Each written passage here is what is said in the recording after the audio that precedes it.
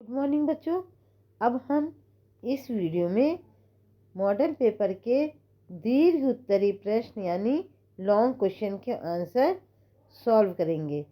Long question का पहला question है, जनसंपर्क गतिविधियों के प्रमुख क्षेत्र का सविस्तार वर्णन कीजिए। जनसंपर्क के लिए सबसे पहले हेडिंग डालेंगे कि जनसंपर्क क्या है। जनसाधारण के दो समूहों के बीच संबंधों और संपर्कों के बीच संबंध स्थापित करना, किसी संगठन और उसके लोगों के बीच आपसी समझ स्थापित करने, उसे बनाए रखने के लिए विवेकशील, सुनियोजित और दीर्घकालीन प्रयास करना, ये जनसंपर्क है। अब जनसंपर्क गतिविधियों के प्रमुख क्षेत्र। पहला क्षेत्र है प्रेस से संबंध। जनसंपर्क से जुड़े व्यक्तियों को प्रेस के सभी स्तरों अर्थात संपादक से संवाददाता तक के अच्छे संबंध बनाए रखने होते हैं। प्रेस तथा जनसंपर्क दोनों एक दूसरे पर निर्भर होते हैं। अच्छे ढंग से लिखी हुई तथा समय पर प्रेस विज्ञप्तियाँ उपलब्ध कराना, लेखन में संवाददाता की मदद करना, आसान उपलब्धता, प्रेस की आलोचना से दूर रहना, पक्षपात तथा कुछ पत्रों का अनुचित पक्षपात करने से बचना आदि प्रेस संबंधों की कुछ विशेषताएं हैं। सेकंड है विज्ञापन देना। एक उत्पाद की बिक्री के लिए विज्ञापन जरूरी होता है। विज्ञापन करने का उद्देश्य जानकारियों को प्रसार, लोगों को उत्पाद के उपभोग के लिए तैयार करना या प्रभावित करना होता है। समाचार पत्र, रेडियो, टीवी तथा कई अन्य संचार है जिनका उपयोग विज्ञापन के लिए होता है। सामान्यतः जनसंपर्क व्यक्ति विज्ञापन हेतु बजट तथा माध्यम तय करते हैं। तीसरा है प्रकाशन। विवरणिकाएँ, फोल्डर, प्रचार पुस्तिका, प्रपत्र, संस्थानीय पत्रिकाएं तथा इसी प्रकार की सामग्री का प्रकाशन का दायित्व जनसंपर्क विभाग द्वारा होता है। सामग्री तैयार करते समय सरलता, स्पष्टता, लागत, संगठन की छवि तथा उसके आकर्षक होने का ध्यान रखना जरूरी होता है। चौथा है अन्य संचार माध्यमों के समन्वयन। जनसंपर्क विभाग में प्रचलनों के दायरे में श्रव्य दृश्य संचार माध्यमों, फिल्मों, प्रदर्शनियों, विज्ञापन, पट्टों, कठपुतली तथा लोकगीतों का उपयोग आदि आते हैं। पांचवा है जनसंपर्क के संगठन। जनसंपर्क कर्मी को स्थानीय प्रेस के साथ साथ स्थानीय समाज, वित्तीय विश्लेषकों, बैंकों वाले प्रमुख बड़े संस्थानों, शेयरधारकों तथा संभावित निवेशकों से भी अच्छे संबंध बनाए रखने होते हैं।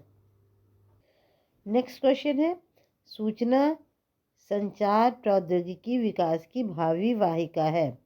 सूचना और संचार प्रौद्योगिकी के अंतर्गत कंप्यूटर का हार्डवेयर तथा सॉफ्टवेयर, यंत्र सामग्री तथा प्रक्रिया सामग्री, अंकित प्रसारण तथा दूर संचार प्रौद्योगिकियां सम्मिलित हैं।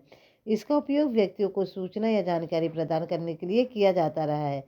धनी एवं निर्धन दोनों ही देशों में मोबाइल फोन के उपयोग ने बाजारों के प्रसार तथा सामाजिक कारोबार एवं जन सेवाओं को सक्षम तथा सुसाध्य बना दिया है। मोबाइल फोनों से क्षमता प्राप्त करके समग्र वित्तीय सेवाओं ने बैंकिंग तथा वित्तीय लेन देनों, विपणन तथा वितरण, रोजगार तथा जन सेवाओं को सक्षम बना दिया है। सूचना संचार प्रौद्योगिकी में वित्तीय, सामाजिक तथा राजनीतिक क्षेत्रों में महत्वपूर्ण परिवर्तन ला दिया है। निर्धन व्यक्तियों के जीवन को बेहतर बनाने के लिए सूचना संचार प्रौद्योगिकी के उपयोग का अच्छा तरीका टेली सेंटरों का निर्माण हो सकता है। इस प्रकार हम कह सकते हैं कि सूचना संचार प्रौद्योगिकियां विकास की भावी वाहिका है। इसके बाद नेक्स्ट क्वेश्चन है, रोग उत्पन्न करने में आहार की भूमिका। रोग को उत्पन्न करने में यानी रोग को जो होते हैं उसमें हमारे आहार की क्या भूमिका है। हमारा आहार ही हमारे स्वास्थ्य से संबंधित है। अगर हमें अपने स्वास्थ्य को बढ़ावा देना है, स्वस्थ रहना है, तो हमारे आहार का भी संतुलित होना आवश्यक है।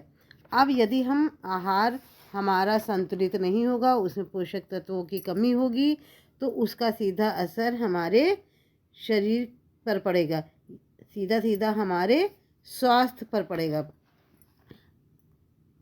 आहार से ही अल्प पोषण और अति पोषण दोनों ही रोग होते जा रहे हैं। अल्पपोषण का मतलब है कि पोषक तत्वों की कमी, जैसे प्रोटीन की कमी से क्वाशियोरकर और मेरिस्मस नामक रोग हो रहा है। कार्बोहाइड्रेट की कमी से जो है हमारे शरीर में ऊर्जा की कमी हो जाती है। इसी तरह अगर कार्बोहाइड्रेट ज़्यादा हो जाएगा तो शुगर की बीमारी हो जाती है, मधुमेह नामक रोग हो जा रहा है। विटामिन ए की कमी से रतौंधी नामक रोग हो जा रहा है। विटामिन बी की कमी से बेरी नामक रोग हो जा रहा है। विटामिन सी की कमी से स्कर्वी नामक रोग हो जाएगा। विटामिन डी की कमी से हमारी अस्थियां कमज़ोर हो जाएंगी, रिकेट्स नामक रोग हो जाएगा।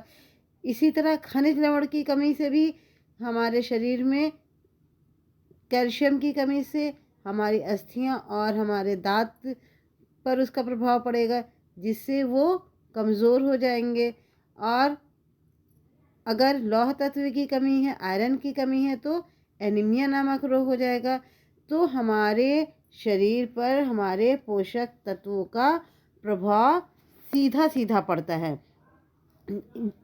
यही कारण है कि आज हमारे भारत में अतिपोषण और अल्पपोषण दोनों की समस्या बढ़ती जा रही है, क्योंकि लोग संसाधित खाद्य पदार्थ, तले खाद्य पदार्थ, स्नैक्स, पाश्चात्य खाद्य पदार्थ जैसे burger, pizza, biscuit, chocolate, cake, pastry और इसके अलावा मिठाइयाँ, समोसा, जिसमें ऊर्जा, शक्कर, वसा, नमक सब कुछ अधिक होता है और रेशों की कमी होती है, जो हमारे आज दैनिक आहार का अंग बनते जा रहे हैं। इसका सीधा असर हमारे स्वास्थ्य पर पड़ा है। इससे हमारे अवांछनीय भार में वृद्धि, अति भार और मोटापा बढ़ रहा है। इसके फलस्वरूप उच्च रक्तचाप, हृदय रोग, मधुमेह, कसीर, गठिया, कैंसर आदि रोग होते जा रहे हैं। और हमारा शारीरिक स्वास्थ्य, जीवन की गुणवत्ता को ये हमारा आहार डायरेक्ट प्रभावित करता है। और हम कह सकते हैं कि इसका सीधा असर हमारे स्वास्थ्य पर पड़ रहा। जितने भी रोग हैं वो हमारे पोषण से संबंधित ही होते ही हैं।